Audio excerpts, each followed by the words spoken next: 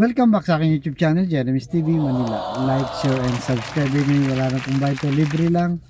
Tulong mo na lang din sa kapwa mo. Alright, thank you very much po. So topic natin ngayon po, today's reflection o ang mabuting balita sa araw na ito. Marami po tayong plano na kung minsan, napakaganda naman na akala po natin ay mangyayari. Pinaghahanda natin ng mabuti, talagang todo, todo yung ating energy kung paano nito makakamit. Subalit kahit gaano po kaganda ito, bakit kaya hindi ito natutupad?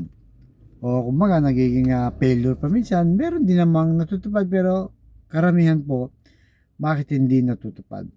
So sabi sa Kawikaan chapter 19 verse 21, marami tayong mga plano, ngunit ang kalooban pa rin ng Panginoon ang masunod. So ibig sabihin po, gaano man kaganda talaga yung ating plano, sa tingin natin maganda siya, okay naman, pero pagdating sa ating Panginoong Yesus na hindi pala ito okay, meron pa palang mas the best sa atin, kaya hindi niya ibinigay yung mga plano natin sa buhay. Kumbaga kailangan pag nagplano po tayo, may wisdom tayo na si Lord, o may space si Lord sa ating mga ginagawa o pinaplano sa buhay.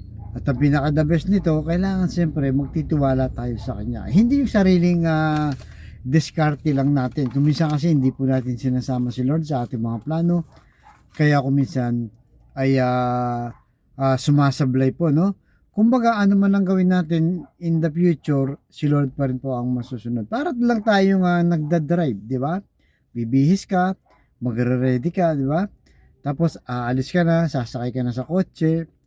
Tapos in the long run, habang nagda-drive ka, hindi mo alam yung direction mo kung aabot ka ba ng maayos, di ba? Minsan magkakaroon ng aberya, di ba? Mapaplat ang gulong mo, o kaya magkaroon ng problema, at yung pinupuntahan mo, it's either madidelay siya o hindi ka na matutuloy. Ganon din po, pero si Lord, yung direction mo alam niya kagad, na doon sa patutunguhan mo kung makakapunta ka ng maayos o may mga sagabalo aberya, kaya napakalaga po, sa ating buhay na kailangan kasama natin si Lord sa lahat ng ating mga plano. Kaya wag po tayo magtampo na kung minsan napakaganda naman, ang ating plano sa ating pamilya, sa ating sarili. Minsan gusto mong mag-abroad, hindi ka natutuloy.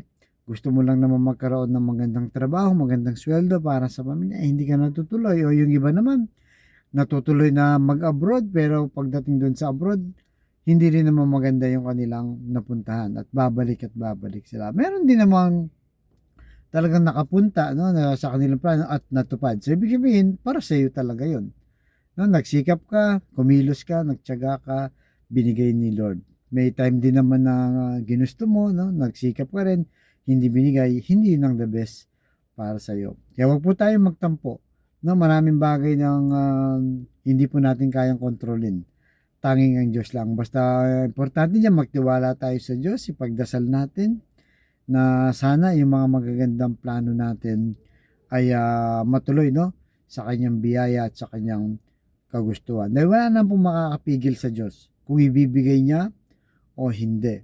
Basta ang kailangan lang po natin gawin natin, kung ano yung nararapat, magsikap, magplano ng maayos. Maganda po ang magplano, pero kalaunan kung hindi man ito matupad, wag po talaga tayong magtampo. Dahil si Lord, laging the best ang binibigay niya sa atin. Kung hindi para sa atin, ano man po ang gawin natin, hindi po yan mapapa sa atin. Kaya sa mga kapatid nating nanonood sa aking vlog na may problema sa pamilya, financial at kalusugan, sabayin mo ako sa napakasimpleng dasal na kung ikay maniwala at magtiwala sa ating Panginoong Yesus, ay tsak yun di pagkakalob sa iyo sa tamang panahon. Dahil manalangin, Lord, i-bless niyo po mga kapatid naming nanonood sa aking vlog na may problema sa karamdaman.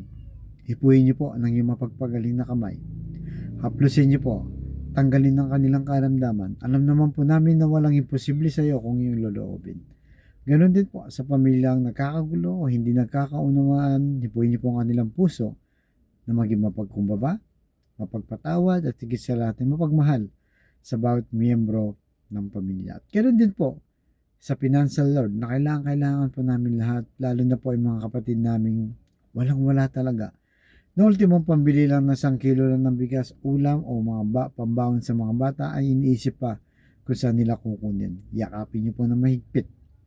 I-bless niyo po ang aming hanap buhay para may provide namin ang pangangailangan ng bawat pamilya namin. At patawarin niyo po kami sa aming mga kainahan at kasalanan. Ang lahat na itiniling namin sa matamis na pangalan ng ating Panginoong Yesus.